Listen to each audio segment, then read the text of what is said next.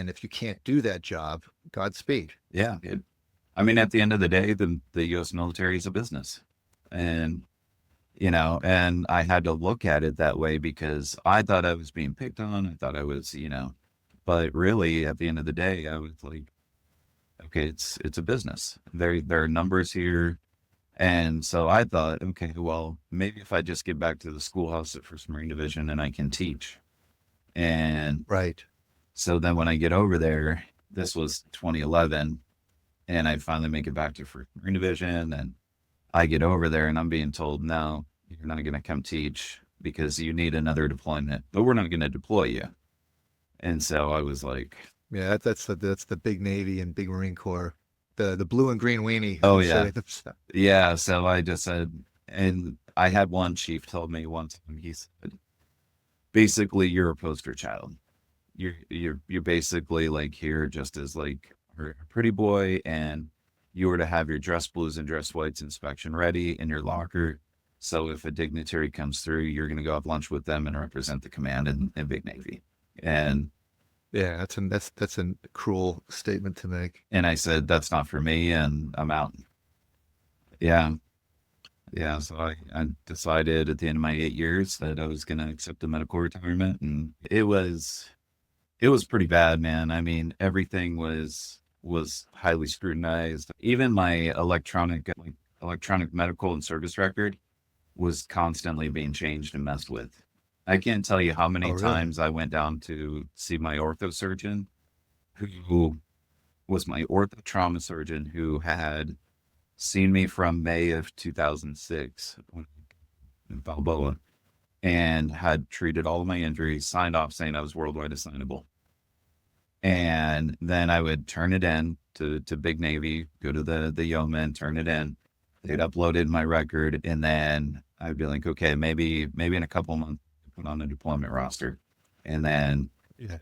and then I would look after the deployment roster came out, and like, oh, so and so, so and so, so and so, you're going to Afghanistan with this unit, and it's like, well, what about me, And then it turned out Right. that but it was like always this constant.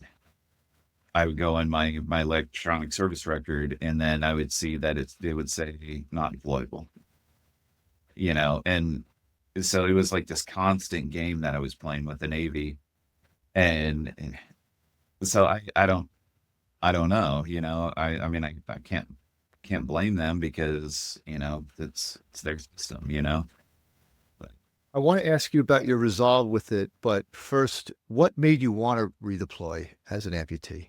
I just wanted to do my job. Yeah. To me, that's what it was all It's pretty about. simple, right? Yeah.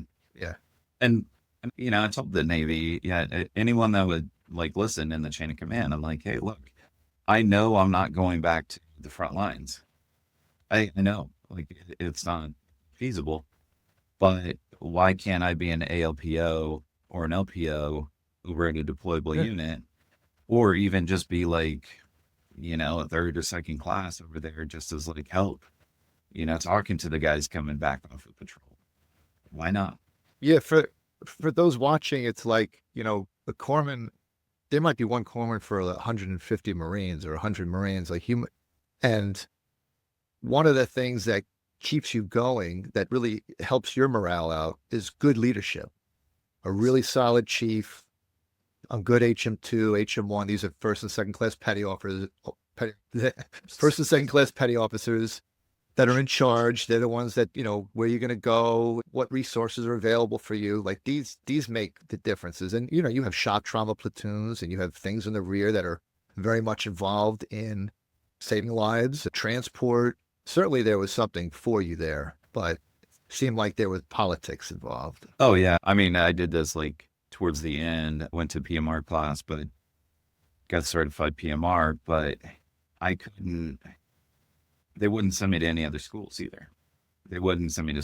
Scientific. They wouldn't lab, like nothing. Every C school that I applied to got shot down. Every commissioning program, PA, everything.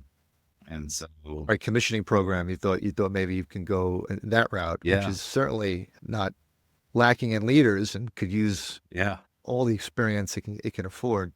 they kept saying no, no, no. But then, I mean, when it comes time for promotion as corpsman, if you don't have a recent Yeah. deployment, you're It's already tough for corpsmen. One of the reasons why I don't think I made HM. Well, that deployment in Italy, Italy was a good command to stay and study at, yeah, to make HM2, second class petty officer, E5 for those watching. But it was more important for me to deploy, acquire an FMF badge, which is, shows that like, hey, you're locked down when it comes to Greenside, when it comes to taking care of Marines. That was more important to me. oh, yeah, But a lot of corpsmen in the field, they don't have access to the computers, and you're doing a lot of work. And so a lot of times Greenside corpsmen tend to not promote as quickly. I remember at Camp Pendleton at the hospital, whenever I went there for whatever administration tasks that needed to be done, there was this HM3